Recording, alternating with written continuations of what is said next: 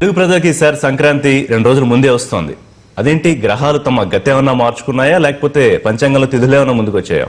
కాదు, boss is back. Megastar తన 150వ cinema ఖైదీ number 150తో మన ముందుకు వస్తున్నారు. ఎప్పటి నుంచో ఎదురు చూస్తున్న అభిమానుల కళ నిజం కాబోతోంది. సో ఖైదీ నెంబర్ 150 గురించి ఇంకా అనేక విషయాలు మనతో మాట్లాడడానికి మెగాస్టార్ పద్మభూషణ్ చిరంజీవి ఎన్టీవీతో ఉన్నారు. సార్ నమస్తే, ఎలా ఉన్నారు? First of all very happy to see you. మీ మార్పు చాలా ఆశ్చర్యంగా ఉంది, చాలా సర్ప్రైజింగ్గా ఉంది. ఫస్ట్ దాని గురించి మాట్లాడుకుందాం. ప్రత్యేకించి ఏం లేదండి, వ్యాయామం, ఆహార నియమాలు వీటితోటి కొంత మార్పు తీసుకురాగలిగాను. అన్నిటికి మించి మనసు ప్రశాంతంగా ఉంచుకుంటున్నాను. అది ప్రధానమైన కారణం చెప్పగలను. It's very important. సో దానికి కారణం ఏంటో తర్వాత మాట్లాడదాం. Yes please. సో మీరు ఎలా ఫీల్ అవుతున్నారో తెలియదు కానీ మెగాభిమానులు ఈ 10 ఏళ్ల నుంచి ఆవురావురు మన ఆకలితో ఉన్న వాళ్ళకి ఇవాళ ఒక పెద్ద భోజనం సిద్ధంగా ఉందా అనుకోవచ్చు. వాళ్ళకి ఇది ఈ ఖైదీ నెంబర్ 150 షడ్సోపేతమైన భోజనంగా ఒక కంప్లీట్ మీల్గా మనం అనుకోవచ్చు. ఎందుకంటే కమర్షియల్ సినిమా నుంచి ఏమేమి ఎక్స్పెక్ట్ చేస్తారో, ముఖ్యంగా నా నుంచి ఏమేమి చూడాలని కోరుకుంటారో అవన్నీ ఇందులో పొందుపరుస్తూ ఒక చక్కటి సోషల్ మెసేజ్, ముఖ్యంగా రైతుల సమస్యని ప్రధానాంశంగా తీసుకుని ముఖ్యమైన సమస్యగా ఉంది తెలుగు రాష్ట్రాల్లో. ఎస్ ప్లీజ్, ఇది అక్రాస్ ది కంట్రీ అండ్ మనకు కూడా అదే ప్రాబ్లం 2 తెలుగు రాష్ట్రాల్లో కూడా. అండ్ దాన్ని ప్రస్తావిస్తూ దానికి పరిష్కారం చూపిస్తూ ఆ అవేర్నెస్ని తీసుకొచ్చే కథాంశంతో ఉంది. కాబట్టి ఇది షడ్సోపేత భోజనం అనుకోవచ్చు. So what was your feeling sir? అంటే ఇన్నాళ్ల తర్వాత ఒక కథ సెలెక్ట్ చేసుకున్నప్పుడు మీరు చాలా కథలు విన్నారు, అందులో దాదాపు కొన్ని ఫైనలైజ్ అయిపోయిన స్థితికి కూడా వచ్చి మళ్ళీ మీకు ఎక్కడో కొంత లోటుపాట్లు కనిపించాయి. సో ఈ కథ ఓకే చేసే ముందు అందులో మీకు మిమ్మల్ని ఆకట్టుకున్న కథాంశం, ముఖ్యమైన పాయింట్ ఏంటి?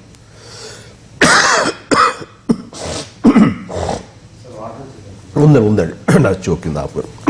కంటిన్యూ. చాలా కథలు విన్నమాట వాస్తవం. 150 సినిమా చేయాలనుకున్న దగ్గర నుంచి మన రచయితలు చెప్పే ఎన్నో కథలు వింటూ వచ్చాము.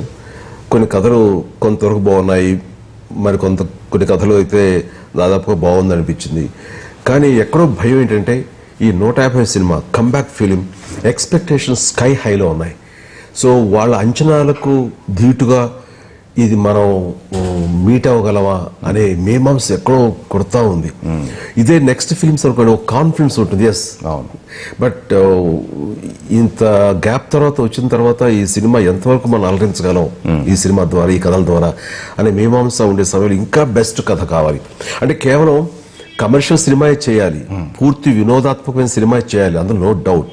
అయితే దాంట్లో ఒక మంచి సోషల్ మెసేజ్ ఉంటే కుదిరితే బాగుంటుంది, ఒక స్టైల్ లాగా, ఒక ట్యాగ్ లాగా. సో దానికోసం చూస్తున్న సమయంలో కత్తి సినిమా తారసపడింది. సరే, వాళ్ళు ముందుకు వచ్చి రైట్స్ ఇవ్వడానికి ప్రిపేర్ అయినప్పుడు లైకా ప్రొడక్షన్స్, సో చూసినప్పుడు ఇది పర్ఫెక్ట్ కథ మనకి. ఇదైతే గనక కంబ్యాక్ ఫిల్మ్లో నన్ను నేను ఎలా ఆవిష్కరించుకోవాలో, నా నుంచి ఏం కోరుకుంటారో అన్నీ ఉంటూనే ఒక చక్కటి మెసేజ్ ఉంది అని అనిపించి దీని మీద మొగ్గు చూపడం మొదలుపెట్టాం. 10 ఏళ్ల గ్యాప్ ఉన్నమాట వాస్తవమే, కానీ ఒకసారి ట్రైలర్ చూసిన తర్వాత ఏమనిపించిందంటే మాకు ఒక సినిమా తర్వాత మీకు రెండో సినిమాకి విరామం వస్తుంది చూసారా, ఆ విరామం లాగే అనిపించింది తప్ప ఇంత గ్యాప్ తర్వాత మళ్ళీ చిరంజీవి వస్తున్నారా అని అయితే మొదటిసారి చూసినప్పుడు అనిపించలేదు సార్. ఎవరైనా చెప్పారా మీకు? నాకు ఇది అన్నారు. మొట్టమొదటి మేకప్ వేసుకున్న ఫస్ట్ డే షూటింగ్ వెళ్ళగానే ఫస్ట్ వినాయక్ చూసిన మొదటి ప్రేక్షకుడుగా తన అభిప్రాయం చెప్పుకొచ్చారు ఆయన. అలాగే మీరు చూస్తుంటే నాకు గ్యాంగ్ లీడరు లేకపోతే చూడాలని చిరంజీవిలా ఉన్నారు తప్ప లాస్ట్ ఫిలిమ్స్ లో ఉన్న చిరంజీవిలా కూడా కాదు. ఇంకా మీరు మంచి లుక్ తోటి ఉన్నారు. మిమ్మల్ని చూస్తుంటేనే సగం సినిమా హిట్ అయిపోయిన ఫీలింగ్ కలిగింది. ఎందుకంటే మిమ్మల్ని చూడటానికే వస్తారు ముందు, ముఖ్యంగా మీరు ఎలా కనపడతారనే దాని మీద వాళ్ళ క్యూరియాసిటీ ఉంటుంది. అది ఖచ్చితంగా సాటిస్ఫై అవుతారనిపించి తన ఆనందాన్ని వ్యక్తం చేసినప్పుడు నిజంగా నాకు చాలా సంతోషం అనిపించింది. నాకు మొన్న మీరు ప్రీ రిలీజ్ ఫంక్షన్ లో మీ ఎంట్రీ ఇచ్చినప్పుడు ఒకసారి నాకు అన్నయ్యలో చిరంజీవి, ఇంకా మాట్లాడాలంటే అన్నయ్య కన్నా యంగ్ గా ఉన్న చిరంజీవి గుర్తొచ్చారు. వెరీ ఇమీడియట్ రెస్పాన్స్ నాకు అదే అనిపించింది. Thank you so much. So ఎట్లా సార్, అంటే చాలా కష్టపడతారు, దాదాపు ఏడాది నుంచి అనుకుంటా, ఒక సంవత్సరం పాటు కొంచెం ఎక్కడ గ్యాప్ లేకుండా ఎక్సర్సైజ్ చేసుకోవటం, ఫుడ్ హ్యాబిట్స్ వాటిని నియంత్రించుకోవటం అది ముఖ్యంగా నాకు బయట వాళ్ళు ఎవరు అక్కర్లేదండి, మా ఇంట్లో చాలు. సురేఖ వాళ్ళు ఏదైనా ఒక ముద్ద ఎక్కువ తినాలనుకుంటే కనుక దాన్ని వాళ్ళే ఆపేసేయటం అండ్ కొంచెం టెంప్ట్ అయ్యి మామూలుగా ఫుడ్ లవర్ అనుకుంటా కొద్దిగా. డెఫినెట్లీ ఫుడ్ బాగా ఫుడ్నే. అండ్ చరణ్ అయితే కనుక ఎక్సర్సైజ్ విషయంలో నాకు పుష్ చేస్తూ మంచి ట్రైనర్ అక్కర్లేదు, చరణ్ ట్రైనర్ నాకు పెట్టి బాగా పుష్ చేశారు. కాబట్టి వాళ్ళ తీసుకున్న శ్రద్ధాశక్తులకి ఈ రోజు రిజల్ట్ కనబడుతుంది. నిజంగానే వాళ్ళ శ్రద్ధకు మీరు పడిన కష్టానికి రిజల్ట్ ఇవాళ కనిపిస్తుంది. ఇక్కడికన్నా కూడా తెర మీద చూస్తే it's like A amazing change అనమాట ఖచ్చితంగా. సో చిరంజీవి గారు, సరే ఒక కొడుగ్గా మీకు చిన్నప్పటి నుంచి తెలుసు, ఒక హీరోగా తెలుసు, ఆ పుత్రోత్సాహం కూడా మీరు అనుభవిస్తున్నారు. ఒక నిర్మాతగా ఇప్పుడు మీరు చాలా మంది నిర్మాతలను చూశారు కదా, సో కంపేర్ చేస్తే చరణ్ ఒక నిర్మాతగా ఎట్లా చూస్తారు? ఎన్ని మార్కులు వేస్తారు చరణ్కి? చరణ్ నేను 150 సినిమా చేయాలని నిర్ణయం తీసుకున్న తర్వాత నేను ప్రొడ్యూస్ చేస్తానని అనటంతో అవసరమా మనకి ఎంతమంది ప్రొడ్యూసర్లు ఉన్నారు అని నేను ఇమీడియట్ గా నా ఫస్ట్ రియాక్షన్. వెయిటింగ్ లో ఉన్నారు చాలా మంది, చాలా మంది ఇవ్వచ్చు కదా అని చెప్పేసి. బట్ తన ఏంటంటే నిన్ను ఫస్ట్ టైం ప్రజెంట్ చేసేటప్పుడు కథ ఎలా ఉండాలన్న దాని మీద కానీ నువ్వు ఎలా కనిపించాలనే దాని మీద పూర్తిగా మన ఇన్వాల్వ్మెంట్ ఉంటే కనుక ఆ రిజల్ట్ వేరే వాళ్ళు చేస్తే కనుక ఆ ఇన్వాల్వ్మెంట్ డెఫినెట్గా మనం అంత ఇదిగా ఇన్వాల్వ్ కాలేము అంటూ తను ఇనిషియేట్ తీసుకున్నాడు. బట్ నువ్వు ఎంతవరకు చేయగలవు, నువ్వు బిజీగా ఉన్నావు ఆర్టిస్ట్గా, నిర్మాత అంటే పూర్తి బాధ్యతలు తీసుకుని ఫుల్ ఫ్లెడ్జ్డ్గా కథ మీద ఉండాలి అంటే పర్లేదు, నేను నాకున్నటువంటి మనుషులు నాకున్నారు అని నేను అదే అంటాను. మొన్న కూడా చెప్పాను, నేను నాకు యాక్టింగ్ వరకే నాకు తెలుసు ఆ హద్దులు, బట్ చరణ్ తన యాక్టింగ్ ఇది హద్దులే కాకుండా నిర్మాణం సంబంధించిన పద్దులు కూడా తెలుసు అని. సో తను అన్నది ఏంటంటే, నేను ఎప్పుడు ప్రయత్నం చేయలేదురా, నేను ఎప్పుడు నా యాక్టింగ్ కెరీర్ మీద నేను ఫోకస్ చేసి వచ్చాను, ఎప్పుడు నిర్మాణ బాధ్యత చేపట్టాలని అనుకోలేదు. అంటే నీ వెనకాల ఎక్కువ మంది లేరేమో, నా వెనకాల ఈ రోజున నీతో పాటు చాలా మంది ఉన్నారు కాబట్టి ఐ కెన్ మేనేజ్ అంటూ తను చొరవ తీసుకున్నాడు. పక్కన ధ్రువ సినిమాలో తను బిజీగా ఉంటూనే దీనికి సంబంధించినటువంటి క్రూను కానీ, సాంకేతిక నిపుణులు కానీ, మిగతా కాస్టింగ్ని కానీ ఇవన్నీ సెలెక్ట్ చేసుకోవడంలో చాలా పెద్ద పాత్ర వహించి చేశాడు. ఎందుకంటే మనం నిర్మాతగా ఫస్ట్ బెస్ట్ క్రూని సెలెక్ట్ చేసుకోవటం, మంచి మంచి సాంకేతిక నిపుణులు పెట్టడం అనేది ఫస్ట్ బాధ్యత. ఆ రకంగా నిర్మాతగా తను కృతకృత్యుడు అయ్యాడని నేను చెప్పగలను. సక్సెస్ అండ్ ఎస్, తర్వాత మేనేజ్ చేయటంలో కూడాను ఎక్కడున్నా సరే, ఆ సినిమా చేస్తున్నా సరే తన దృష్టి అంతా ఈ సినిమా మీదే ఉండేది. ఈ సినిమా అన్నిటికీ మించిన స్వార్థం కూడా ఉంటుందండి. చిరంజీవి గారు కంబ్యాక్ ఎవరి ఖాతాలో వేసుకోవాలని ఎవరు నిర్మాతగా క్రెడిట్ చరణ్ తీసేసుకున్నారు. సో నెక్స్ట్ ఎవరికైనా అవకాశం ఇస్తారో మరి. ఇప్పటికి నేను విన్నదైతే తర్వాత సినిమా కూడా తనే చేయబోతున్నాను, మొన్న ఫేస్బుక్ లైవ్ లో చెప్పినట్టుగా విన్నాను. మరి నెక్స్ట్ అవకాశం కూడా ఎవరికి ఇచ్చేటట్లేదు చరణ్. అంటే నెక్స్ట్ 151 నేను చేస్తానంటూ అరవింద్ గారు ముందుకు వచ్చారు. వచ్చిన తర్వాత అలాగే అన్నావు ఆయన చేస్తారని. ఆయన బోయపాటి శ్రీను అనుకున్నారు. బోయపాటి శ్రీను ఇంకో సినిమా ఏదో చేయడంతో తను నాకు ఆగస్టు సెప్టెంబర్ దాకా నేను సినిమా స్టార్ట్ చేయలేను, ఈ సినిమా అయ్యేసరికి నాకు సమ్మర్ అవుతుంది, దాని తర్వాత 2-3 months తీసుకుంటే నేను చేయలేను, నాకు ఆ టైం కావాలంటే తను అడిగాడు. తను ఆ టైంకి అయితే మంచి కథతోటి తను సంసిద్ధం అవుతా అన్నాడు. ఇంకా అంతవరకు వెళ్లే పని అయితే కనుక నేను 152కి ప్రిపేర్ అవుతాను, 151 మీ ఇష్టం అన్నప్పుడు ఆ టైంలో చరణ్ నుండి అయితే నేనే చేస్తాను ఈ సినిమా. ఎందుకంటే నాకు సురేందర్ రెడ్డి మంచి కథ చెప్పాడు, ఆ కథ డాడీకి ఇష్టమైతే కనుక ఆయన నచ్చితే కనుక చేస్తా అన్నాడు. ఇప్పుడు సురేందర్ రెడ్డి కొంత టైం తీసుకుని I think couple of weeks లో స్టైలిష్ డైరెక్టర్ గా ఆయన పేరుంది. ఇక ఆయన చేతిలో మెగాస్టార్ పడితే స్టైల్ కే హద్దు ఆకాశం అవుతుందేమో. వేరే డిఫరెంట్ గా ఉంటుంది. ఇప్పుడు ఈ వినాయక్ తోటి ఒక రకంగా ఉంటే కనుక తనతోటి యాజ్ ఎ అర్బన్ డైరెక్టర్ మరొక విధంగా నేను కనబడచ్చు. అంటే సరే, వినాయక్ మీకు అభిమానిగా అలా మొదలయ్యి దర్శకుడు అయ్యాడు. దర్శకుడు అయ్యాక ఆయన ఠాగూర్ బ్రహ్మాండమైన సినిమా మీకు ఇచ్చాడు. అయితే తను ఎలా తీయగలడు, ఎలా చూపిస్తాడని మీకు ఒక ఖచ్చితమైన అంచనా ఉంటుంది. మేకింగ్ లో ఎప్పుడైనా సర్ప్రైజ్ చేశాడా? మీరు కూడా ఊహించని టేకింగ్ కానీ లేకపోతే థాట్ ప్రాసెస్ కానీ అట్లా ఏమైనా సర్ప్రైజ్ చేసిన చాలా చోట్ల కొన్ని గ్రే ఏరియాస్ ఉన్నాయి. ఇక్కడ ఇంకొంచెం పకడ్బందీగా ఉంటే బాగుంటుంది అనుకున్న చోట తన నైపుణ్యంతో, తన ఇన్వాల్వ్మెంట్ తోటి వాటిని మార్చిన విధానం కానీ వాటిని చూపించిన విధానంలో శభాష్ అనిపించాడు. అండ్ డెఫినెట్గా వినయ్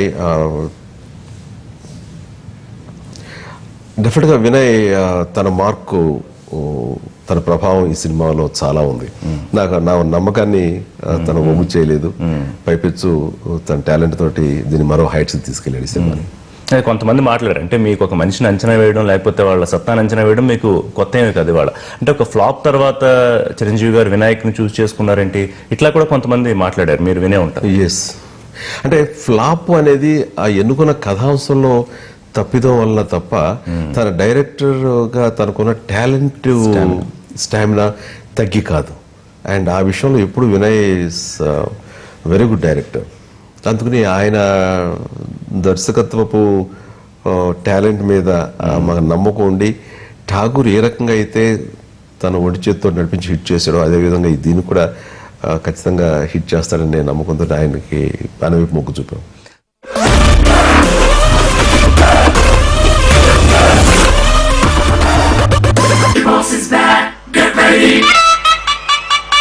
వినాయక్ మీకు వీరాభిమాని, అభిమానిగా అలా మొదలయ్యి దర్శకుడు అయ్యాడు. దర్శకుడు అయ్యాక ఆయన ఠాగూర్ బ్రహ్మాండమైన సినిమా మీకు ఇచ్చాడు. అయితే తను ఎలా తీయగలడు, ఎలా చూపిస్తాడని మీకు ఒక ఖచ్చితమైన అంచనా ఉంటుంది. Yes. మేకింగ్ లో ఎప్పుడైనా సర్ప్రైజ్ చేశాడా, మీరు కూడా ఊహించని టేకింగ్ కానీ లేకపోతే థాట్ ప్రాసెస్ కానీ అట్లా ఏమైనా సర్ప్రైజ్ చేసిన అలాగే సందర్భాలు చాలా చోట్ల కొన్ని గ్రే ఏరియాస్ ఉన్నాయి. ఇక్కడ ఇంకొంచెం పకడ్బందీగా ఉంటే బాగుంటుంది అనుకున్న చోట తన నైపుణ్యంతో, తన ఇన్వాల్వ్మెంట్ తోటి వాటిని మార్చిన విధానం కానీ వాటిని చూపించిన విధానంలో శభాష్ అనిపించాడు. డెఫినెట్గా వినయ్ తన మార్కు, తన ప్రభావం ఈ సినిమాలో చాలా ఉంది. నాకు నా నమ్మకాన్ని తను ఒమ్ము చేయలేదు. పైపెచ్చు తన టాలెంట్ తోటి దీన్ని మరో హైట్స్ తీసుకెళ్ళాడు ఈ సినిమాని.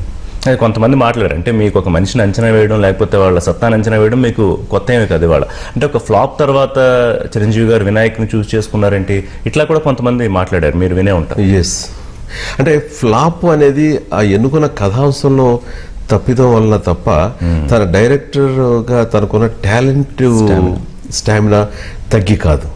అండ్ ఆ విషయంలో ఎప్పుడు వినయ్ వెరీ గుడ్ డైరెక్టర్. అందుకని ఆయన దర్శకత్వపు టాలెంట్ మీద మాకు నమ్మకం ఉండి ఠాగూర్ ఏ రకంగా అయితే తన ఒడి చేతితో నడిపించి హిట్ చేశాడో అదేవిధంగా దీన్ని కూడా ఖచ్చితంగా హిట్ చేస్తాడని నేను నమ్మకంతో ఆయనకి వైపు మొగ్గు చూపాం. సో ఫస్ట్ లుక్స్కి ట్రైలర్ చూసాక ఫిదా అక్కడే హిట్ సినిమా. కానీ అక్కడతో సరిపోదు మాకు. చిరంజీవి అనే వాటికి ఫస్ట్ ఎదురు చూసేది డాన్స్లు. అసలు ఏ సాంగ్లో ఏ డాన్స్ ఉంటుంది, లేకపోతే ఈ పాటలో ఏమైనా కొత్త స్టెప్ వేస్తారా? సో డాన్సులకి ఎలా సన్నద్ధం అయ్యారు? మేము ఈ కథ యాజ్ ఇట్ ఈస్గా అయితే కనుక అన్ని రకాలుగా సాటిస్ఫై చేసే కథ, ఎంటర్టైన్మెంట్ కానీ, కామెడీ కానీ, డ్రామా సీన్స్ కానీ, హార్ట్ టచింగ్ సీన్స్ కానీ, ఇందాక నేను అన్నట్లుగా ఒక మెసేజ్ కానీ అన్నీ ఉన్నాయి. అయితే సినిమా అనేది ఒక మ్యూజిక్ సంతరించుకుంటేనే కానీ, మ్యూజిక్ కూడా బెస్ట్ మ్యూజిక్ ఉంటేనే కానీ అది కంప్లీట్ గా అనిపించదు. ఆ రకంగా డిఎస్పీని అనుకున్న తర్వాత దేవిశ్రీ ప్రసాద్ని తను ఇచ్చిన నెంబర్స్ ఈరోజు ఎంత పెద్ద హిట్ అయ్యో నేను ప్రత్యేకించి చెప్పక్కర్లేదు. రికార్డ్ యూట్యూబ్ లో ఇప్పటి వరకు ఉన్న రికార్డ్ అది చాలా ట్రెండ్ అవుతున్నాయి. 10 మిలియన్స్, 6 మిలియన్స్, 7 మిలియన్స్ ఒక్కొక్క సాంగ్ వ్యూవర్స్ ఉన్నారంటే కనుక అది రియల్గా ఎంత పెద్ద హిట్ అయిందో మా అందరికి చాలా ఆనందంగా ఉంది. ఆ సాంగ్స్ని తెరకెక్కించడంలో ఫస్ట్ సాంగ్ రత్నాలు రత్నాల సాంగ్ లారెన్స్. తను నన్ను ఎలా చూపించాలనేది బాగా తెలిసినవాడు. తను ఇప్పుడు డైరెక్షన్ డాన్స్ కొరియోగ్రఫీ చేయట్లేదు, తను హీరోగా తను బిజీగా ఉన్నాడు. బట్ నా కోరిక మేరకు వెంటనే వచ్చి ఇది ఒక గొప్ప ఆపర్చునిటీ నాకు, మీ కంబ్యాక్ ఫిల్మ్లో ఐటమ్ సాంగ్ నేను చేయడం అని తను ఎంతో ఉత్సాహంగా చేశాడు.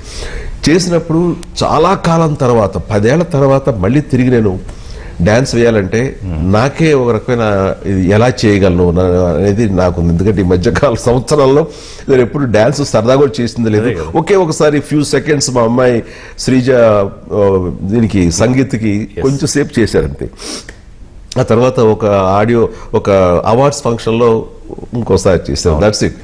తప్ప మళ్ళీ చేయలేదు. బట్ మన ఈ సినిమాకి సంబంధించి ఎలా చేస్తారన్న దాని మీద నేను ఫస్ట్ వాళ్ళు చెప్పగానే చేసిన తర్వాతే వాళ్ళందరూ విపరీత ఆనందంతో ఎంకరేజ్ చేసేసరికి నాకు నూతనోత్సాహం వచ్చింది. ఎస్, బాగా చేయగలరు. ఆ రకంగా స్టెప్స్ వేస్తుంటే ఏదో విరగదీసేసుకుని కింద మీద పడిపోయి అలా చేయాలని మాత్రం అనుకోలేదు. బట్ అదే గ్రేస్ తోటి చిన్న చిన్న స్టెప్స్ తోటి చిన్న మూమెంట్స్ తోటి బాగానే వచ్చింది అనుకుంటున్నాను.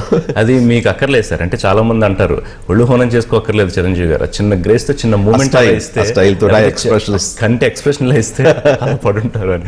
సో అది వెరీ ట్రూ. అయితే చాలా గ్యాప్ తర్వాత ఈ కొత్త మాస్టర్లు కొంతమంది వచ్చారు. మీ జానీ మాస్టర్, శేఖర్ మాస్టర్, వీళ్ళు కూడా. So how was working with them అండి? చాలా బాగుంది. ఎందుకంటే కొత్త వాళ్ళకి ఎంతో ఉత్సాహం ఉంటుంది. వాళ్ళు అనే మాటల్లో చెప్పాలంటే నా సాంగ్స్ చూసి మేము పెరిగాము, మీ సాంగ్స్ చూసి పెరిగాము, అలాంటిది మీకే డైరెక్షన్ చేయటువంటి ఈ రోజున మాకు ఉన్నటువంటి ఉత్సాహం అంత అయితే కాదు. అంటే చాలా వైబ్రెంట్, ఒకరికి చెప్పాలంటే చాలా ఉత్సాహంతో, రెట్టించిన ఉత్సాహంతో వాళ్ళు వచ్చి సాంగ్స్ చేయడం జరిగింది. చేసినప్పుడు వాళ్ళ బాడీ మూమెంట్స్, వాళ్ళ కంపోజిషన్స్, ఆ మూమెంట్స్ అన్ని నా బాడీ మీద చాలా కొత్తగా అనిపిస్తాయి. ఓకే. సో గతంలో చూడని విధంగానే ఉంటాయి అని అనిపించింది. ఎక్కడన్నా కొంచెం ఇబ్బంది పడిన పరిస్థితి సందర్భాలు ఏమైనా ఉన్నాయా? లేదండి, లేదు. అండ్ అలా చేసేస్తుంటే ఇప్పుడు చిన్నప్పుడు సైకిల్ తొక్కిన వాడికి మళ్ళీ కొన్నేళ్ల తర్వాత సైకిల్ తొక్కంటే వాడు ఈజీగా తొక్కేస్తారు. అలాగే స్విమ్ చేసేవాడు కూడా పెద్దది మళ్ళీ స్విమ్ చేయాలంటే ఎంత అలవోక చేస్తాడో అంతే ఈజీగా నేను ఈ స్టెప్స్ అవి చేయగలిగాను. సో చిరంజీవి గారి సినిమా అంటే డాన్సులు, యాక్షన్ కంపోజిషన్స్, ఫైట్స్, తర్వాత డైలాగ్స్, రొమాన్స్, కామెడీ, ఇవన్నీ ఎప్పుడు ఫుల్ ప్యాక్డ్గా ఉంటాయి. సో ఇవన్నీ కూడా ఇప్పుడు ఇందులో ఉన్నాయి, ట్రైలర్ చూస్తే అర్థమైపోతుంది. Yes. సో వాటి పరిధి ఏ స్థాయిలో ఉంది, రొమాన్స్ అండ్ కామెడీ? ఇవన్నీ కూడా వెల్ బ్యాలెన్స్డ్ అండి. ఈ మధ్య ఒక ఛానల్ అవార్డ్ ఫంక్షన్ లో నా మీద చిన్న యాక్ట్ ఒకటి రూపొందించారు. చేసినప్పుడు నా పాత క్యారెక్టర్స్ అన్ని తెర మీద అపేర్ అయ్యి స్టేజ్ మీద ఉన్న లైవ్ తోటి వాళ్ళకి ఏమేం కావాలో ఏమేమి ఆయన చెప్పినప్పుడు ఘరణముగుడు, ఇంద్ర, ముఠా మేస్త్రి, శంకర్ దాదా, ఈ క్యారెక్టర్స్ అని అపేర్ అయ్యి అడుగుతుంటాయి అనమాట. ఇందులో కామెడీ ఉందా, రొమాన్స్ ఉందా, మాస్ ఎలిమెంట్స్ ఉన్నాయా, ఒక సోషల్ మెసేజ్ ఉందా అని. మీరు ఏవైతే కోరుకుంటున్నారో అన్నీ ఇందులో ఉన్నాయని నేను ఏదైతే చెప్పానో అది వాస్తవంగా ఈ సినిమాలో ఉన్నాయి. సో సార్, ఈ ఎలిమెంట్స్ అన్ని ఒక ఎత్తు అయితే మీరు తీసుకున్నది చాలా బరువైన పాయింట్, రైతుల సమస్యలు అనేది. So how well balanced and it was? ఎందుకంటే ఈ ఎంటర్టైన్మెంట్ ని దీన్ని బ్యాలెన్స్ చేయడం ఈజీగానే వెళ్ళిందా? చాలా. ఎందుకంటే ఇక 2 క్యారెక్టర్స్ చేశాను నేను. ఈ 2 క్యారెక్టర్స్ లో ఒకటేమో మాస్ క్యారెక్టర్, రెండోదేమో ఒక రెస్పాన్సిబిలిటీ ఉన్నటువంటి, ఒక సోషల్ అవేర్నెస్ తో ఉన్నటువంటి ఒక ఫైటర్, నిరంతరం ఆ సమస్య పరిష్కారం కోసం ఎదురు చూస్తున్న ఒక ఫైటర్. అది సీరియస్ క్యారెక్టర్. సో ఎక్కువ భాగం ఈ ఎంటర్టైనర్ క్యారెక్టర్కే ఉంటుంది. సో రెండో క్యారెక్టర్ ఒక చోట లాక్ అయిపోయిన పరిస్థితిలో ఆ రెండో క్యారెక్టర్ యొక్క సమస్యని తన సమస్యగా చేసుకుని తన ఎంటర్టైన్మెంట్ ధోరణిలో ఈ సమస్యకి పరిష్కారం చూపించే దిశగా తను ప్రయత్నం చేస్తాడు. అందుకని కమర్షియల్ ఎలిమెంట్స్ అలాగే వినోదాత్మకంగా ఉంటూనే ఈ సీరియస్ సమస్యను కూడా హ్యాండిల్ చేయడం తోటి వెల్ బ్యాలెన్స్డ్. చెప్తుంటేనే క్యాన్ రెసిస్ట్ వెయిట్, యాక్చువల్లీ ఇంకా టైం ఉంది. బట్ అంటే ఇలాంటి సినిమాల్లో heart touching scenes, tear jerking scenes కొన్ని రావటం అనేది, పొందుపరచడం అనేది ఇట్స్ రేర్ కాంబినేషన్. ఆ రకంగా కుదిరింది సినిమా. అది నాకు అనుమానం వచ్చింది. ఎందుకంటే ఒక బరువైన పాయింట్, ఒకటి మీ స్టైల్ ఆఫ్ రెండు సెపరేట్ ఉండకూడదు, రెండు జెల్ అవ్వాలి. ఇప్పుడు నాకు ఆన్సర్ దొరికింది. I got very much.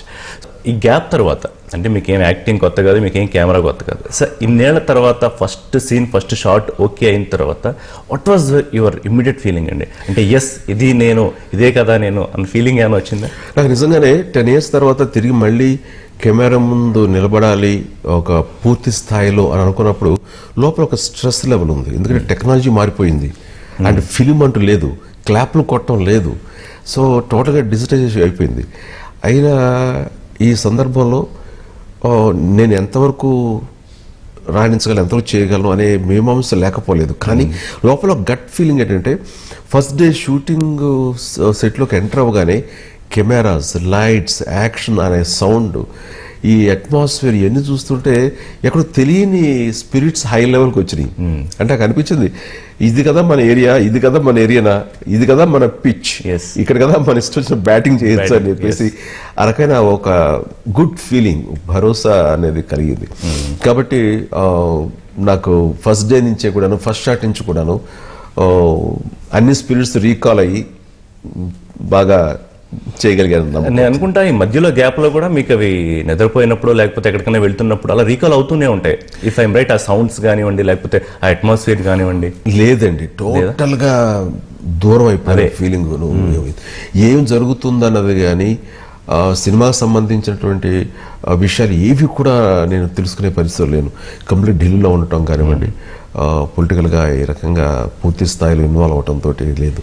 అయితే మరి 10 years పాటు ఇండస్ట్రీకి మీరు ప్రేమించే పరిశ్రమ, సినీ పరిశ్రమకు దూరమైనందుకు మీరేం ఫీల్ అవ్వట్లేదా, మిస్ అయిన ఫీలింగ్ లేదా అని అందరూ అడిగే it will be my next question అదే. బట్ ఎప్పుడైతే ఇండస్ట్రీలో నా తర్వాత నా నెక్స్ట్ జనరేషన్గా రామ్ చరణ్ కానీ, అటు బన్నీ కానీ, వరుణ్ తేజ్, సాయిధరం తేజ్ పిల్లలందరూ ఎప్పుడైతే ఇండస్ట్రీలో ఉన్నారో, పవన్ కళ్యాణ్ కానీ, వీళ్ళ యొక్క ఎగ్జిస్టెన్స్ తోటి, వీళ్ళ ప్రమేయంతో నన్ను నేను చూసుకుంటూ ఎప్పుడు ఇండస్ట్రీ మిస్ అయిన ఫీలింగ్ అయితే నాకు లేదు. ఓకే, ఆ రకంగా ఎప్పుడు నాకు ఆ తృప్తి ఉంటూనే ఉండింది.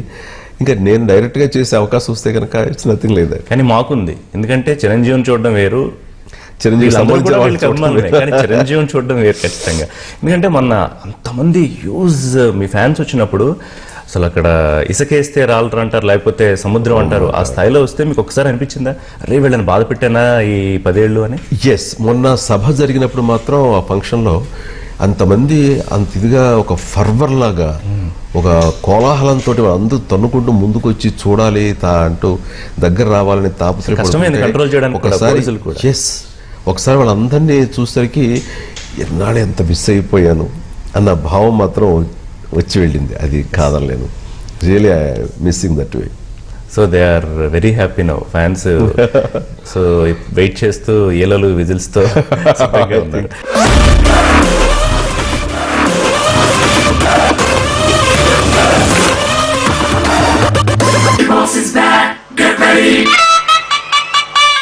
విలన్ విషయానికి వద్దాం.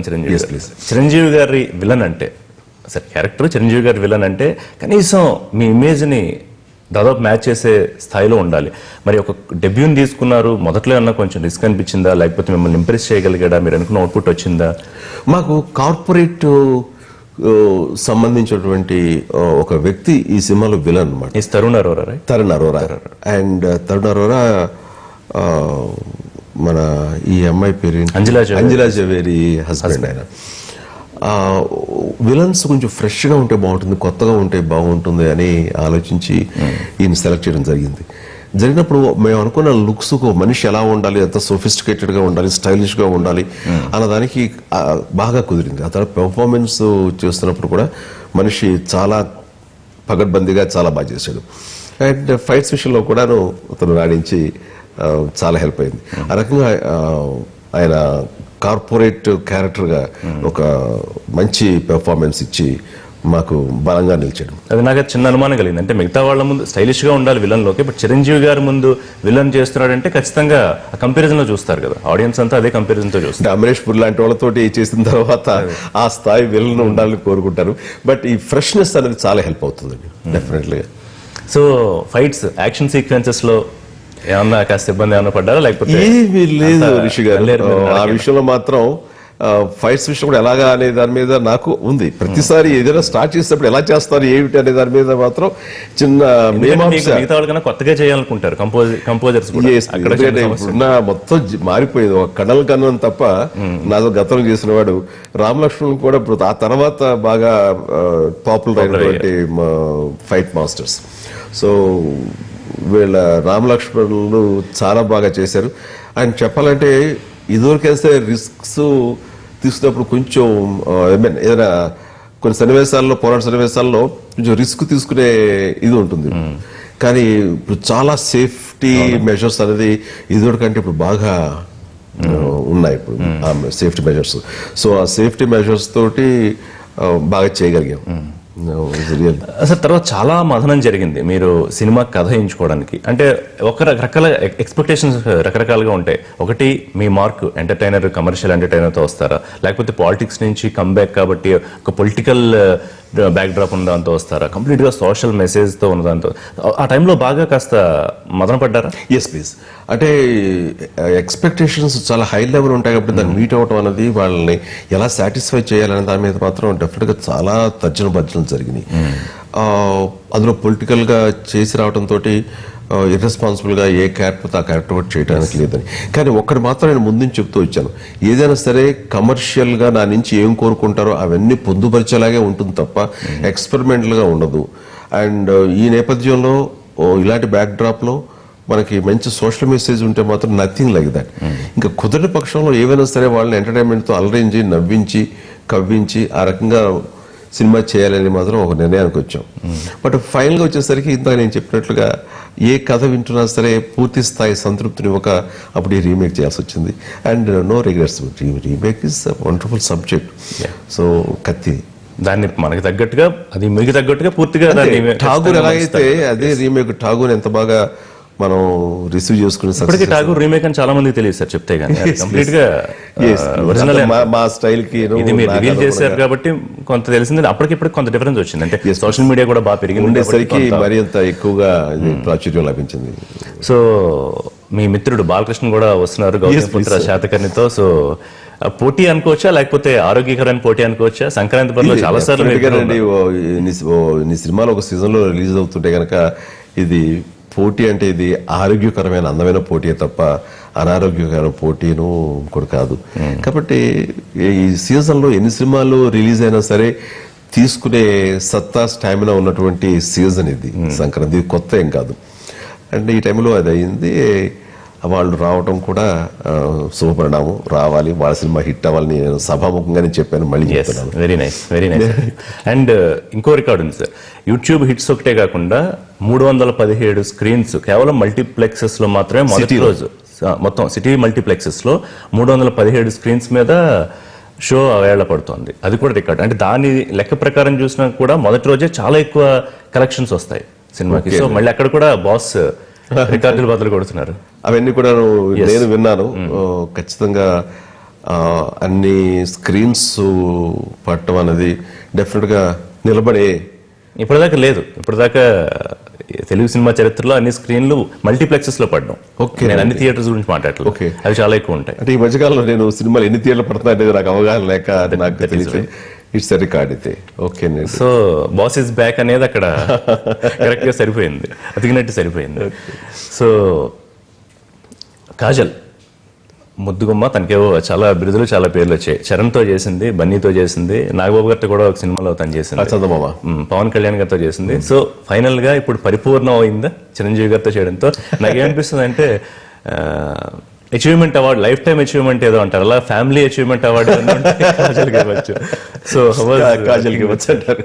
How was working with her అండి? చాలా బాగుందండి. మంచి గ్లామరస్ హీరోయిన్ అమ్మాయి, చాలా యాక్టివ్ అండ్ బబ్లీ హీరోయిన్. ఈ వీళ్ళతో చేస్తున్నప్పుడు నేను చూస్తుంటాను. ఈ సినిమా అనుకోగానే ఫస్ట్ వినాయక్ ఆ అమ్మాయి పేరే చెప్పారు అనమాట. నేను స్టోరీ స్క్రిప్ట్ అనుకుంటున్నప్పుడు కూడా హీరోయిన్ ప్రస్థానం వచ్చినప్పుడు కాజల్ కాజల్ అని చెప్పుకుంటూ వచ్చాను. ఆ తర్వాత మళ్ళీ ఫైనల్గా ఎవరు అవుతారో ఏమో తెలియని పరిస్థితుల్లో ఆ అమ్మాయిని అప్రోచ్ అవగానే చాలా ఉత్సాహంగా ముందుకు వచ్చి అనుకున్న డేట్లన్నీ మాకు ఇవ్వడం జరిగింది. అండ్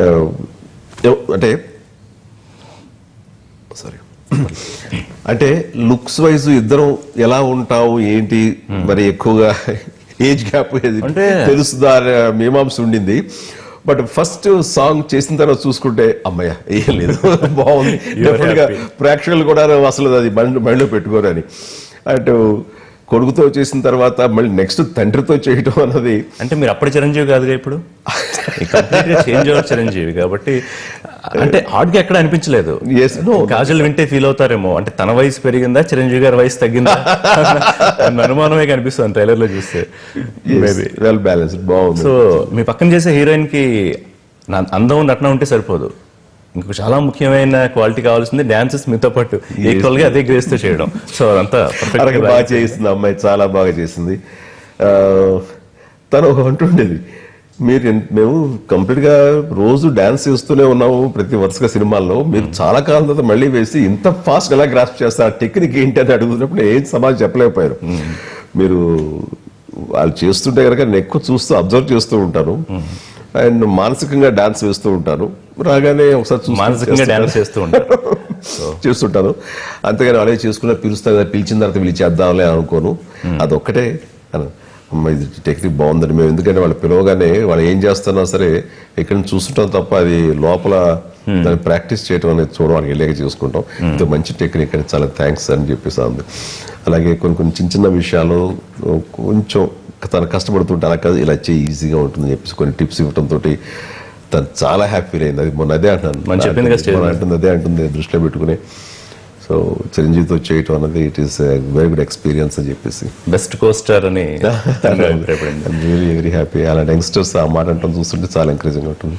సో యంగ్స్టర్స్ అన్నారు కదా సార్, ఇప్పుడు డైరెక్టర్స్ చాలా మంది వస్తున్నారు యంగ్ జనరేషన్ లో. అంటే ఈ మధ్య మీరు కొన్ని సినిమాలు ఎక్కువగా చూడట్లేదు, బట్ వస్తున్నారు, మంచి హిట్లు అవుతున్నాయి. ఒకవేళ మీ దగ్గరికి ఎవరన్నా మంచి పాయింట్, మిమ్మల్ని ఇంప్రెస్ చేసే పాయింట్ తో వస్తే కొత్త వాళ్ళైనా అవకాశం ఇచ్చే 100% ఐఎమ్ ప్రిపేర్డ్. ఓకే, సపోజ్ ఈ మధ్య కాలంలో పవర్ సినిమా తీసిన బాబీ ఉన్నాడు, అట్లాగే రమేష్ అని, మెహర్ రమేష్, వీళ్ళందరూ రోజు వస్తుంటారు సెట్స్ కి.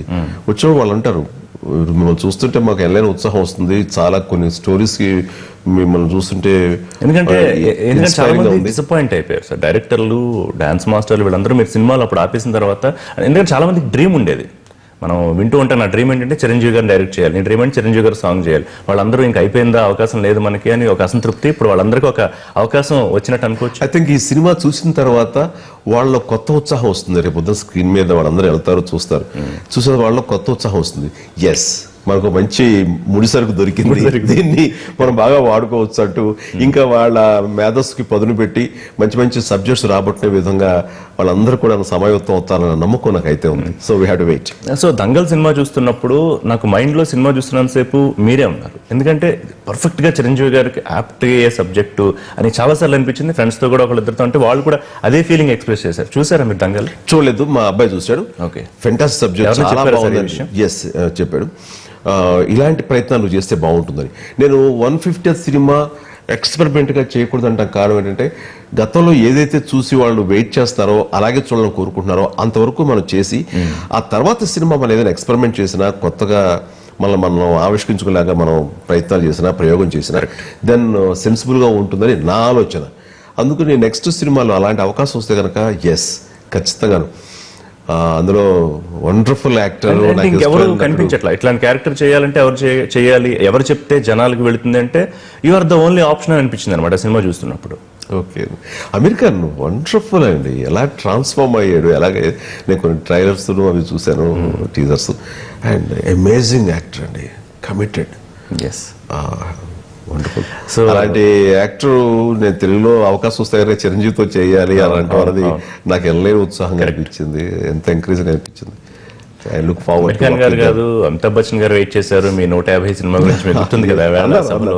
తర్వాత రజనీకాంత్ గారు చిరంజీవి ప్లీజ్ రోబో ఆడియోలో ఆయన చేయమన్నారు. అంటే అమ్మాయిలే కాదు, వాళ్ళు కూడా వెయిట్ చేస్తున్నారు 150 సినిమా గురించి. వాళ్ళందరూ కూడాను. ఎందుకంటే ఏదో ఈ ఫిల్మ్ ఇండస్ట్రీలో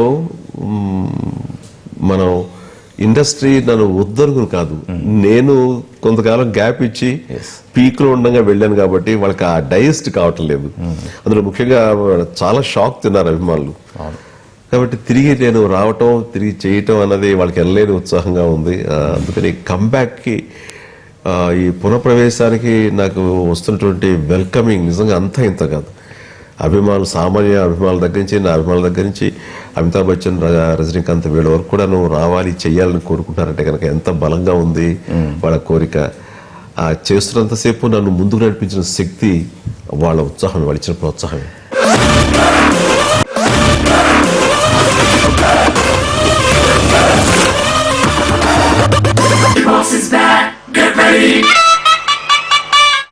ఒక ఫ్రెండ్ ఎవరో అన్నారు సార్, అది మీ దగ్గర ప్రస్తావించాలి. నేను ఫస్ట్ డే చూస్తాను, నేను చిరంజీవి గారి ఫ్యాన్ అని అన్నారు. నువ్వేంటి, ఎవరు కాదు చిరంజీవి గారి ఫ్యాన్, ఎవరు చూడాలనుకోరు ఫస్ట్ డే అని. బయట అంతా ఇట్లాంటి టాక్ నడుస్తాను అనమాట. సో ఫస్ట్ డే టికెట్ల కోసం పరిస్థితి మామూలుగా లేదు. సో అంటే ఫస్ట్ డే చూడాలనే మీ సినిమాలు ప్రతిసారి ఉంటుంది, ఈసారి అది దాదాపు 10 రెట్లు 100 రెట్లు ఎక్కువ. లాంగ్ అవైటెడ్ ఫిల్మ్ లాగా. కరెక్ట్. సో నేను ఇందాక అన్నట్టుగా ఇంత గ్యాప్ వచ్చిన తర్వాత సినిమాలో లేదు, ఒక సినిమాకి ఇంకొక సినిమాకి మధ్య వచ్చిన గ్యాప్ లాగా మాత్రమే ఉంది, మళ్ళీ చెప్తున్నాను.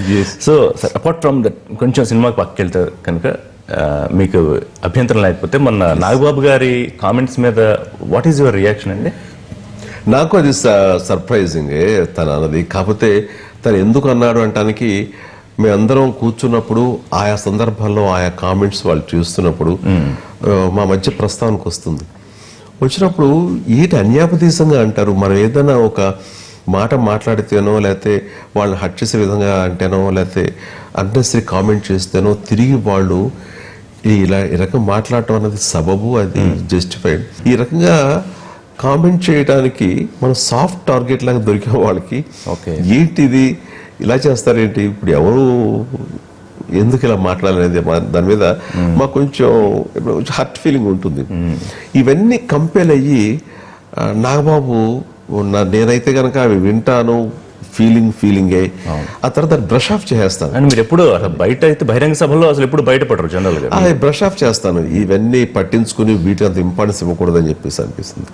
బట్ నాలాగా కాదుగా నాగబాబు, తను అన్నయ్య బాధపడ్డాడు, ఓకే, ఇంట్లో వాళ్ళని బాధ పెట్టారు, లేకపోతే వదిలి బాధపడింది, చరణ్ తన పందాలు చూసుకుంటూ లేవాడు, వాడిని అంటవేంటి, ఇవన్నీ కూడా తన మనసులో ఉండి ఒక్కసారిగా బయటకు వచ్చింది. దట్స్ తను హ్యూమన్ రియాక్షన్. అది ఒకళ్ళ రియాక్ట్ అవుతారు. అందరూ నాలాగా కొట్టిపరేసే విధంగాను మనకెందుకు లేనుకలా ఉండకపోవచ్చు. అందుకని పైగా ఆయన మీకు మంచి సన్నిహితుడు, మీరు కలిసి సినిమాలు చేశారు, వీరేంద్రనాథ్ గారు. సో మరి ఆయన అట్లా ఎందుకు మాట్లాడారు అని ఎందుకని అంటే ఆయనది నేను చూశాను మన టీవీలోనే. నేను అన్నది ఏముంది, అది ఏమనలేదని. బట్ ఆయన అన్న దాంట్లో వ్యక్తిత్వ వికాసం క్లాసులు తీసుకుంటున్నప్పుడు ఒకళ్ళ గురించి చెప్పేటప్పుడు మంచి ఉంటుంది, చెడు ఉంటుంది. కానీ ఒకరిని ఇన్స్పైర్ చేయడం కోసంగా, ఒకరిని ప్రభావితం చేయడం కోసంగా ఒక వ్యక్తిలోని, ఒక సెలబ్రిటీలోని మంచి క్వాలిటీస్ మాత్రమే మనం చెప్పుకోగలిగితే అది వెరీ పాజిటివ్గా ఉంటుంది. అవతల వాళ్ళని అండర్మైన్ చేసి ఇంకొకరి గురించి గొప్పగా చెప్పేది ఏదైతే కంపారిటివ్గా నువ్వు ఒకరిని కించపరుస్తున్నట్టు అవుతుంది. కించపరిచే రైట్ మీకు ఎవరిచ్చారు? లేదు మేము అంటాము అంటే ఒక మీ విచక్షణగా వదిలేస్తాం. అలాగే ఇంట్లో మహిళల గురించి పేరు ప్రస్తావించినప్పుడు సభాముఖంగా కనీస మర్యాదలు ఉంటాయి. అది పాటించకుండా నా సతీమణి పేరు సురేఖలా అంది అంటంతో ఏమి సంస్కారం అది? ఒక మహిళ గురించి మనం ప్రస్తావించినప్పుడు కనీస మర్యాదలు ఉంటాయి, అవి పాటించకపోవటం అనేది ఏం సంస్కారం ఇది అని అడగాలనిపిస్తుంది. బట్ దానికి ఇంట్లో వాళ్ళు కూడా ఏంటిది, ఏదో ఇంట్లో సొంత మనిషి పిలిచేట్టు పిలవటం వాళ్ళు ఏంటి అనిపిస్తుంది. సో వాళ్ళ సంస్కారం లేని పద్ధతి అవతల వాళ్ళకి అదేమి సమర్థించుకోవచ్చు. నువ్వు నేనేం తప్పు మాట్లాడాను, బట్ నీ చూసేవాడికి అర్థమవుతుంది, చూసేవాడు హీ కెన్ జడ్జ్. ఇది ఏం చెప్పాలి, పెద్ద డిస్కషన్. ఈ వర్మ గారు ఇంకా ట్వీట్ల యుద్ధం కొనసాగుతూనే ఉంది. ఆయన మొదట్లో సారీ చెప్పాలన్నారు, చిరంజీవి గారు కూడా సారీ చెప్పన్నారు, కానీ తర్వాత మళ్ళీ ఆయన పందా మార్చి వరుసగా ట్వీట్లు పెడుతూ ఉన్నారు. సో ఓపెన్ గానే ఇంకా ఉందనుకోవాలా వివాదం చిరంజీవి గారు? ఏమండి, ఎప్పుడైతే మా సైడ్ నుంచి రియాక్షన్ కంటిన్యూ అవుతుందో అక్కడ ఇంకేదో ఉందనుకోవచ్చు. మా సైడ్ నుంచి ఇంకేం ఉండదు, దాని గురించి ఇంకా అనవసరం. నాగబాబు అడగాలనుకున్నాడు, అడిగాడు, దాంతో అయిపోయింది. టైమింగ్ కొంచెం అంత పర్ఫెక్ట్ యాప్ టైమింగ్ కాదేమో అనిపించిందా? ఫీలింగ్ వచ్చిన తర్వాత ఇక టైమును పరిస్థితులు ఏం చూసుకుంటారు అది అంటుంది. అందులో నాగబాబు వెరీ ఎమోషనల్ మనిషి, ఆ రకంగా అయ్యాడు. సో అంటే మీరు అన్నారు నిజంగానే సాఫ్ట్ గా అన్నారంటే చిరంజీవి గారు ఇప్పుడు పెద్దగా వివాదాస్పదమైన వ్యాఖ్యలు చేయరు, చాలా సెన్సిటివ్ గా ఉంటారు, కాబట్టి ఎవరైనా ఏమన్నా అనొచ్చు అనే ఒక ఫీలింగ్ అది ఏమన్నా ఉందంటారా? అలా అలాగే అనిపిస్తుంది. అయ్యుండొచ్చేమో వాళ్ళకి ఇందాకనే ప్రతి వాళ్ళకి ఒక సాఫ్ట్ టార్గెట్ అని చెప్పేసి మనం ఏమన్నా ఏం మాట్లాడడు, ఏం చెప్పడు, కాబట్టి మనం ఏమైనా మాట్లాడచ్చు అనేది ఉంటుంది. బట్ నెక్స్ట్ జనరేషన్ పిల్లలు కానివ్వండి, నన్ను అభిమానించే వాళ్ళు కానీ వాళ్ళు ఎందుకు ఊరుకుంటారు? డెఫినెట్లీ హర్ట్ అవుతారు. ఇంట్లో వాళ్ళు హర్ట్ అవుతారుగా, మనం ఏమనుకోపోయినా ఏం మాట్లాడిపోయినా. వాళ్ళకి తెలియాలి ఆ విషయం. పెద్ద ఆయన గురువు గారు దాసనారాయణరావు గారు వచ్చారు మొన్న. మీరు సభాముఖంగా కూడా చెప్పారు, ఖైదీ నెంబర్ 150 వారు సజెస్ట్ చేశారు. జనరల్ గా అది చెప్పక్కర్లేదు కూడా, కానీ మీరు చెప్పారు చాలా ఓపెన్ మైండెడ్ తో. ఏదో చిన్న చిన్న వివాదాలను ఎప్పుడు దాసరి గారికి మీకు మధ్య చిన్న చిన్న అగ్గిపుల్లలు వస్తూ ఉంటాయి, చిన్న మీడియాలో వచ్చేటువంటి చరణ్ కి దాసరి గారికి మధ్య కూడా అప్పుడు ఏదో చిన్న సంవాదం ఏదో జరిగిందని చెప్పి వచ్చింది. అది అవన్నీ కూడా ఏమీ లేని దాంట్లో నుంచి ఉద్భవించినవే తప్ప ఆయన ఆ ఉద్దేశంతో అన్నవి కానీ అనాల్సిన అవసరం కానీ ఆయనకి లేదు. బట్ ఆయన ఏదో ఒక ఉద్దేశంతో వేరేగా, అంటే అది నాకు అన్వయించటం, నన్ను ఉద్దేశించి కాబోలని మీడియా దాన్ని వక్రీకరించడమే తప్ప నిజానికి అలాంటిది ఏమీ లేదు. ఎక్కడ కనిపించినా ఆయన ఆత్మీయంగా మాట్లాడతారు, నేను చాలా ఆత్మీయంగా మాట్లాడతాను. అండ్ ఆయన అదే అంటారు, నేను ఏ ఉద్దేశంతో అన్నది కాదు, అనవసరంగా మీడియా దీన్ని మరో రకంగా వక్రీకరిస్తుంది అని చెప్పేసి ఆయన అంటుంటారు. బట్ ఏవైనా సరే చిన్న చిన్నవన్నీ పెద్ద పెట్టించుకుని మనం మనుషులను దూరం చేసుకునే కంటే వీటన్నిటినీ మనం పక్కకు పెట్టి మనుషుల్ని తిరిగి వాళ్ళ ప్రేమను పొందటం అనేది వెరీ హెల్దీ నేచర్ అండి. నా ఫిలాసఫీ అది. So back to cinema sir మళ్ళీ. సో ఇందాక అన్నట్టు నేను ప్రస్తావించింది, రజనీకాంత్ గారు 2 సినిమాలు చేసిన డైరెక్టర్కి అవకాశం ఇచ్చారు, కబాలి. అమీర్ ఖాన్ కూడా అలాగే దంగల్ 2 సినిమాలు చేసిన డైరెక్టర్కి అవకాశం ఇచ్చారు. సో 1-2 సినిమాలు చేసిన మీరు ఛాన్సెస్ ఇచ్చే అవకాశం ఉంటుందా డైరెక్టర్స్ వస్తే కనుక? యా, నేను ఇందాక మీతో 2-3 పేర్లు ప్రస్తావించాను, నోటికి అప్పుడు స్ఫురించింది కాబట్టి. ఇలాంటి యంగ్స్టర్స్ ఎవరైనా సరే చాలా మంది వచ్చారు, 4-5 పైన కొత్త డైరెక్టర్లు. అందరూ టాలెంటెడ్ అండి, వాళ్ళందరూ కూడా మంచి హిట్లు ఇస్తున్నాం. వాడు ఇప్పుడు ఈ మధ్యకాలంలో చిన్న సినిమాలు తీసిన మనకి పెళ్లి చూపులు అని ఇవన్నీ కూడా వాళ్ళందరూ కూడా చాలా మంచి టాలెంటెడ్ డైరెక్టర్స్. వాళ్ళు మంచి కథాంశంతో మంచి పట్టుత్వంగా సినిమా తీస్తూ చూపిస్తూ వచ్చారు. అండ్ ఇలాంటి వాళ్ళు ఎవరైనా సరే మంచి కథతో వస్తే కనుక నాకు అది అడ్వాంటేజ్. నన్ను నేను కొత్తగా ఆవిష్కరించేలాగా, కొత్తగా కనిపించేలాగా నాకు అవకాశం ఉంటుంది. కాబట్టి ఖచ్చితంగా చేస్తాను. సో ఇప్పుడు అందరూ వాళ్ళ టాలెంట్లకి పరిధులు తొలగించి ఆకాశ హద్దుగా బ్రెయిన్ కి I think after this film definite చాలా మంది మోటివేట్ అవుతారు, చాలా మంది కొత్త దీంతో వస్తారని అనుకుంటున్నాను. ఇంకా సార్ చరిత్రాత్మక సినిమాలు కానీ ఇట్లా ఏమైనా చేసే ఆలోచన ఉందా? ఉయ్యాలవాడ నరసింహారెడ్డి మీరు అప్పటి నుంచి చేయాలనుకుంటున్నారు కదా, ఆలోచన ఏమైనా ఉందా? అది ఈ సినిమా అయిన తర్వాత దీని గురించి ఆలోచిద్దామని నేను పరచూరు గారు బ్రదర్స్ అనుకోవడం జరిగింది. ఐ థింక్ నెక్స్ట్ ఆ సినిమా కూడా, ఆ కథ కూడా మేము ఒక్కొక్కసారి దాన్ని మళ్ళీ రివ్యూ చేస్తాం, రివ్యూ చేసి ఎంతో చేయొచ్చని. దానికి డైరెక్టర్ ఎవరు అని అనడానికి మా లోపల కలిగినటువంటి టాపిక్ మన ఎవరంటే సురేందర్ రెడ్డి. ఆయన అయితే కనుక దీన్ని బాగా చూపించగలడు, బాగా చేయగలడు అనేది నాకైతే నమ్మకం ఉంది. ఆయనకి ఆ విషయం చెప్పడం జరిగింది. ఆయన వేరే కథతో కూడా వస్తాను, నాకు కొంచెం టైం ఇవ్వండి అని చెప్పేసి 2 వారాలు గడువు తీసుకున్నారు. అయితే ఈ మంత్ ఎండ్ లోపల ఆయన వచ్చిన కథ అది ఓకే అయితే కనుక వెల్ అండ్ గుడ్, లేదంటే ఈ కథను ఒకసారి ఆయనకి వినిపించాలని మేము అనుకుంటున్నాం. అలా అయితే కనుక సురేందర్ రెడ్డి నెక్స్ట్ డైరెక్టర్ అవుతారు. సో ఒక టైంలో అన్నారు చిరంజీవి గారు డైరెక్ట్ చేస్తారేమో ఉయ్యాలవాడ నరసింహారెడ్డి, అట్లాంటి ఆలోచన ఏమన్నా ఉందా మీకు? ఉండేది లేదు చేయాలని. పరచూరు వెంకటేశ్వరరావు గారు ఆయనకి ఏంటంటే ఆయన నా ఇంట్రెస్ట్, నా ఇన్వాల్వ్మెంట్, ఆయన కథా చర్చలో నేను కూర్చున్నది ఇవన్నీ చూసిన తర్వాత మీరు చేయగలరు, చేస్తే బాగుంటుందని ఎక్కువ పుష్ చేస్తున్నారు.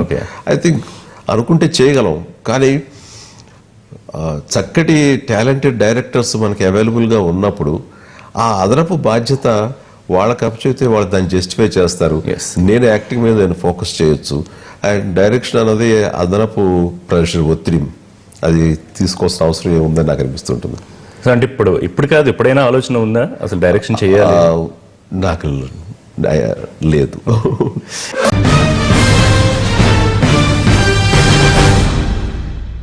పవన్ కళ్యాణ్ గారు సర్దార్ గబ్బర్ సింగ్ ఆడియో రిలీజ్ లో ఆయన చెప్పారు, అందరికీ తెలుసు, మళ్ళీ ఆయన ఒకసారి ఓపెన్ అవ్వరు, జనరల్ గా ఓపెన్ అవ్వరు, అలా ఓపెన్ అయ్యి మీరు ఆయనకి ఏమిటి అనేది ఒకసారి చెప్పారు. బట్ ఇంకా స్టిల్ మాట్లాడేవాళ్ళు మాట్లాడుతూనే ఉన్నారుగా. మొన్నేమో పవన్ కళ్యాణ్ గారు వస్తారని ఎక్స్పెక్ట్ చేశారు, రాలేదని, ఇట్లాంటివి మళ్ళీ వస్తూ ఉన్నాయి. సో వాళ్ళకి ఈ సోషల్ మీడియాలో ఈ స్పెక్యులేషన్స్ ఎక్కువగా పెట్టి ఈ కారణాలు ఏవైనా కావచ్చు, తను బిజీగా ఉండటం మూలంగా, వేరే చోట ఆక్యుపై అవ్వటం మూలంగా, అండ్ ఈ సినిమాకి తను రాకపోయి ఉండొచ్చు. ప్లస్ రావాలని కూడా మేము ఎక్స్పెక్ట్ చేయలేదు. అండ్ తను బిజీగా ఉన్నాడు, తను ఏ సందర్భంలో వస్తారు. నేను వెళ్ళాలనుకుంటే కళ్యాణ్ అన్ని సినిమాలకి నేను వెళ్ళలేను గెస్ట్గా, ఇప్పుడు సర్దార్ గబ్బర్ సింగ్ వెళ్ళాను. అలాగే నా సినిమాకి ఏదైనా రావాల్సి వస్తే ఖచ్చితంగా వస్తాడు. ఈ రోజున మీడియా అన్నది వేరే దృక్కోణం నుంచి చూస్తూ ఏంటి దూరంగా ఉన్నాడు అని అంటుంటారు.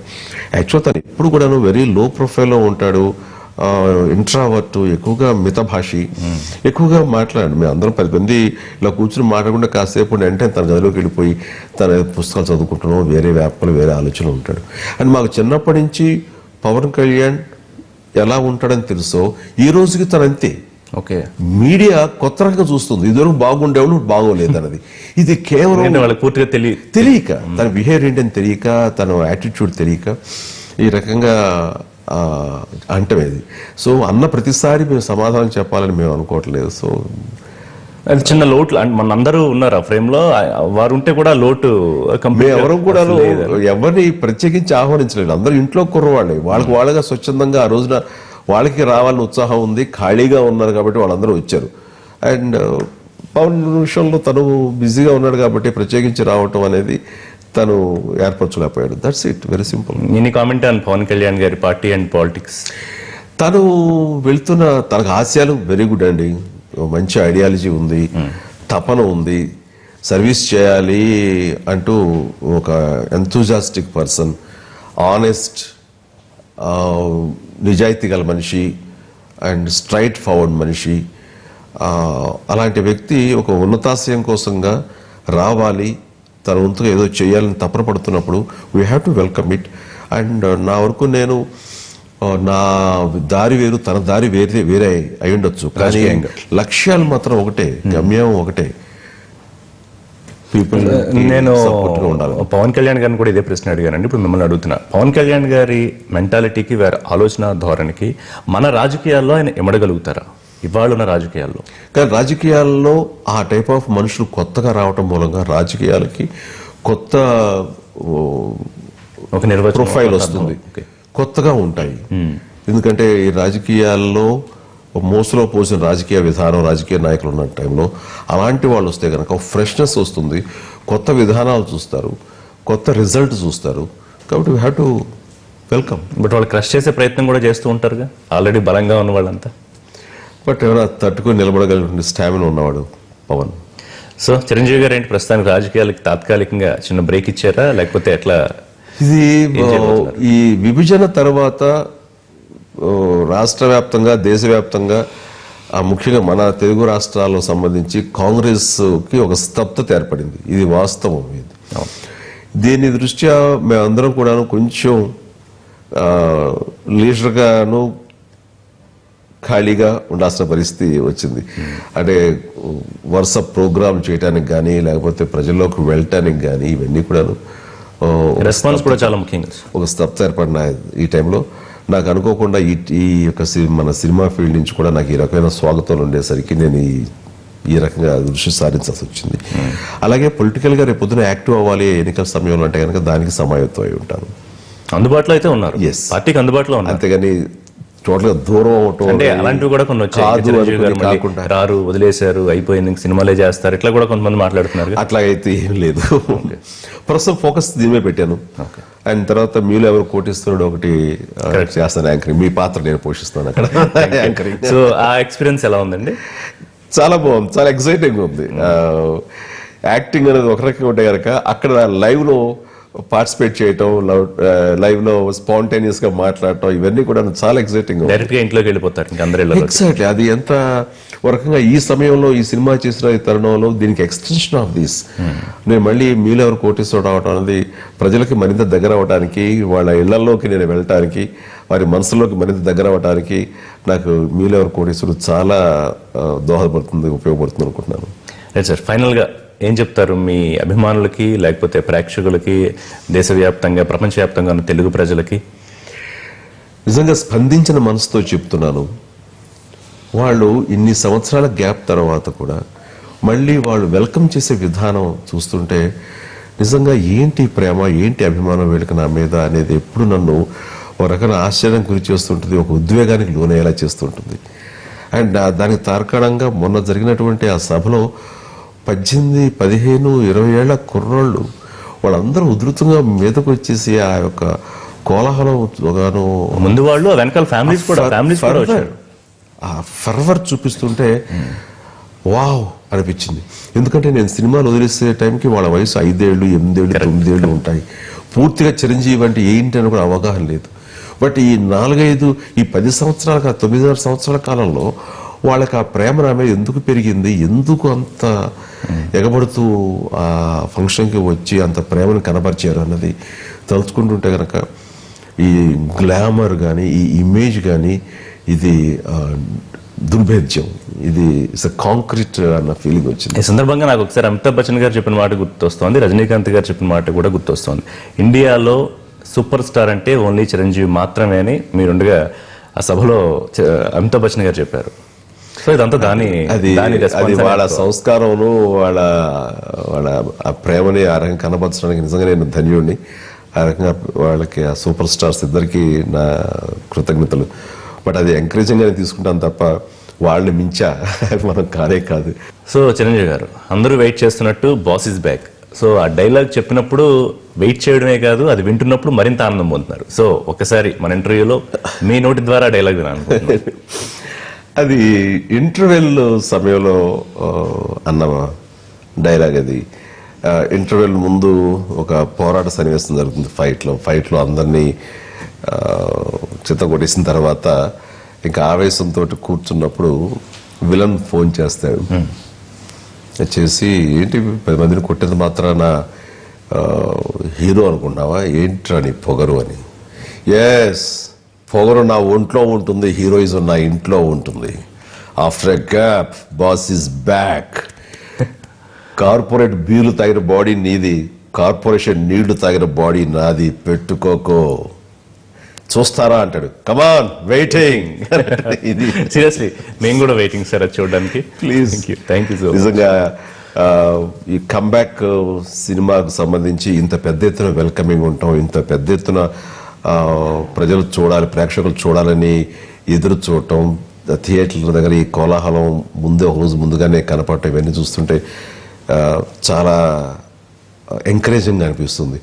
ఈ నాళ్ళ తర్వాత కూడా వస్తే గతంలో చూపించిన ప్రేమకు మించి 2 ప్రేమను వాడు చూపిస్తూ స్వాగతిస్తున్నటువంటి అభిమానులకి మీ ఎన్టీవీ ఛానల్ ద్వారా నా హృదయపూర్వక అభినందనలు, ధన్యవాదాలు తెలియజేసుకుంటున్నాను. ఇంకొకటి నేను చెప్పొచ్చు sir, but I'm not very sure. First day collections దాదాపు 25 to 30 crores, అంటే ఇప్పటివరకు బుక్ అయిన టికెట్స్ పరంగా మనకు వస్తున్న రిపోర్ట్. అక్కడ రీచ్ అవ్వచ్చును కూడా ఒక రిపోర్ట్ అందుతుంది గ్రాస్. సో అది ఎలా వస్తాయి ఫిగర్స్ ఏంటన్నది వెయిట్ అండ్ సీ. అలా రాగలిగితే గనక నిజంగానే ప్రొడ్యూసర్ గారు హ్యాపీ, చరణ్ హ్యాపీ, కొనుక్కున్న బయ్యర్లు హ్యాపీ, పట్టించుకోరు కదా లెక్కలు. ఒక మంచి సినిమా అందించి వాళ్ళు ఆనందపరిచినందుకు, వినోదపరిచినందుకు ప్రేక్షకులు హ్యాపీ. సో అందరూ హ్యాపీగా ఉండాలని కోరుకుంటూ మీ ఛానల్ ముఖంగా నేను ప్రతి ఒక్కరికి సంక్రాంతి శుభాకాంక్షలు తెలియజేసుకుంటాను. Thank you very much. వీళ్ళు ఇచ్చిన ప్రేమని మీరు మళ్ళీ తిరిగి వరుసగా సినిమాల రూపంలో అందరికీ అందిస్తారని, బ్రహ్మాండంగా మళ్ళీ అన్నయ్య సినిమాలు చేస్తారని కోరుకుంటూ ఆల్ ది బెస్ట్ చెప్తూ థ్యాంక్ యూ వెరీ మచ్ అండి. టైం కేటాయించారు. Thank you so much.